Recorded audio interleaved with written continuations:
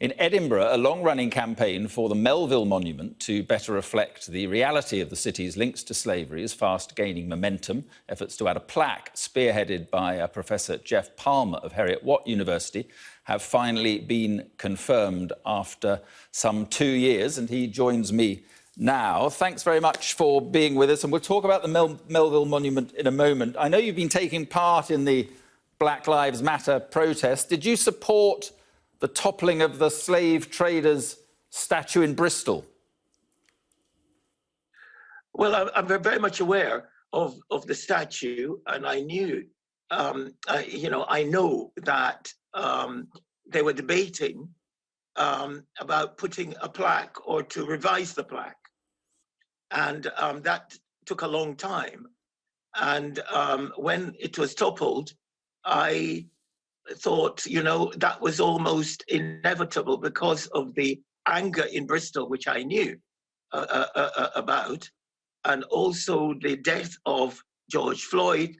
I think combining the frustration in Bristol and the social conditions, plus the death of this young man, I think precipitated it. So I wasn't surprised, but I'm not a supporter in removing historical monuments.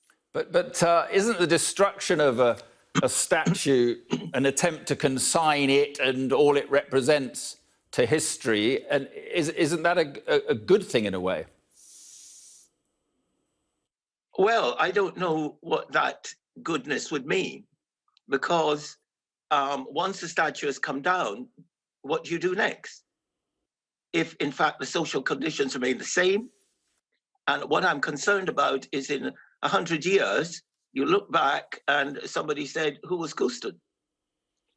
And therefore, I think removing history is, one should consider it very carefully.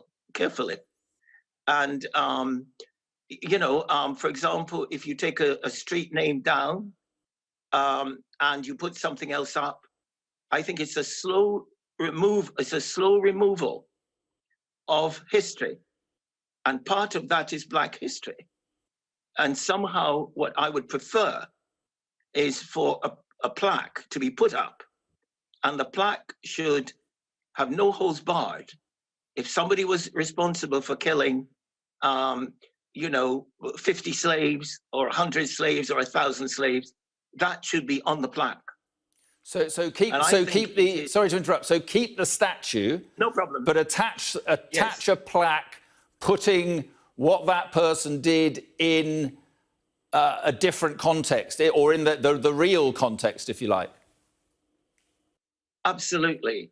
And I think part of the problem in our society, if you look at newspaper articles, or if you look at the protest that is taking place at the moment, and you tend to get, and people do it without even knowing they are.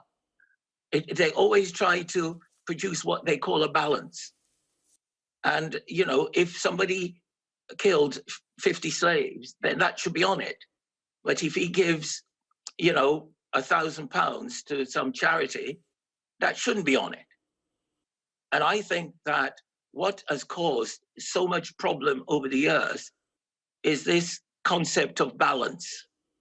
And I think that if we had plaques which actually told the historical story in terms of the evil or the cruelties that these people did, then I think you would have a better reaction to the plaque. And that's how I view the Henry Dundas statue in Edinburgh.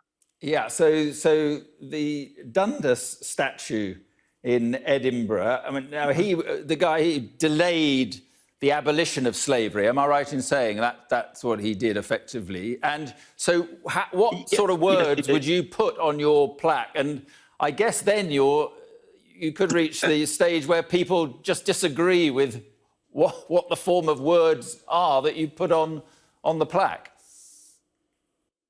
Well, we had a committee which ran for over 2 years, and we debated, what should be on the plaque. The original plaque that was on the statue only, it talked about all the grand, powerful political positions he had.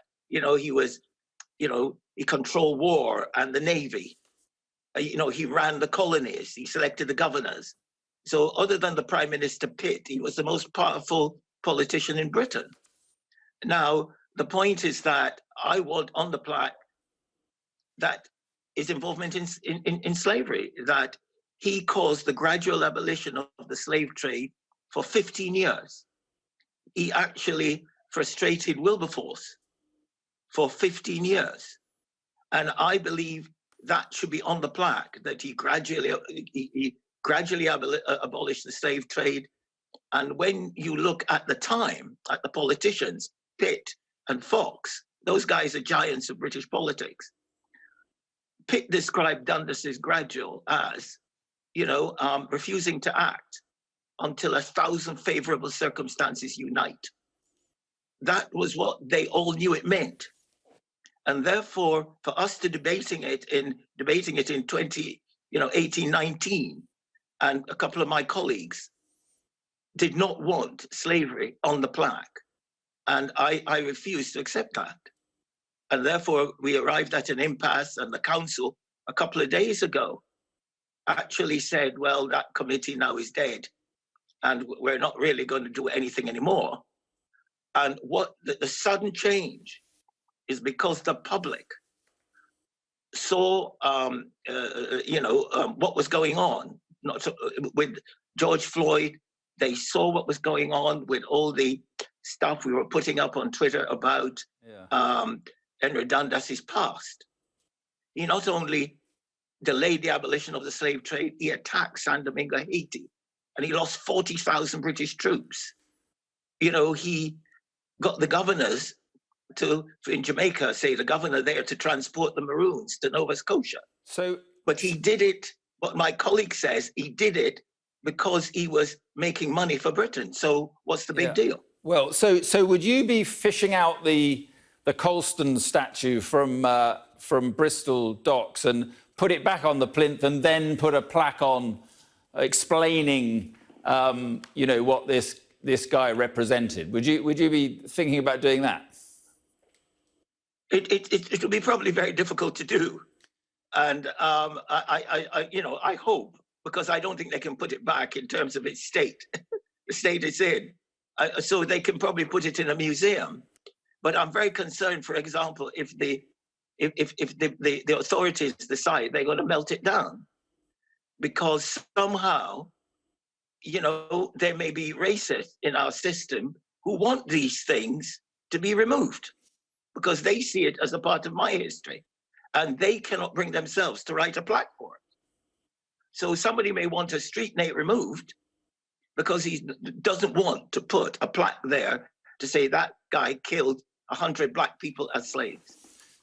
And that's where I feel that we've got to be very careful. You can remove the statues, remove the plaques. What do you do about the stately homes that, in fact, were built on slave money?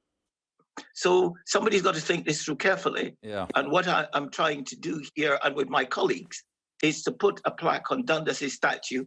And this has taken 3 days. And the meeting this morning, in 1 hour, we actually prepared a draft in 1 hour. Yeah, and just finally, would you be, there are people who want to tear down the Cecil Rhodes statue now at Oxford. What would your message be to people who wanted to bring that down and other statues maybe around the country? I would say to them, remove the evidence, you remove the deed. Remove the evidence, you remove the deed. And I would prefer that statue to remain where it is, but put on that statue exactly what he did. And what we then have to do is to make sure this is taught in schools and universities, and that, in fact, we can use these history taught truthfully.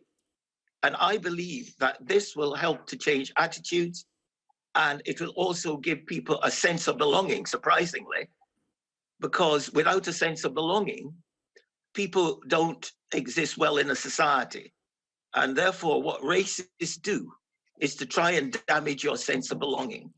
Right. Thus, we've got to teach history to make sure that the Black people in this country have a sense of belonging so they can compete and have representation which in fact will allow them to take part in the society and not be seen as the other because they're black. OK, Sir Geoffrey Palmer, interesting stuff. Thank you very much indeed for joining us. Thank you. Thank you.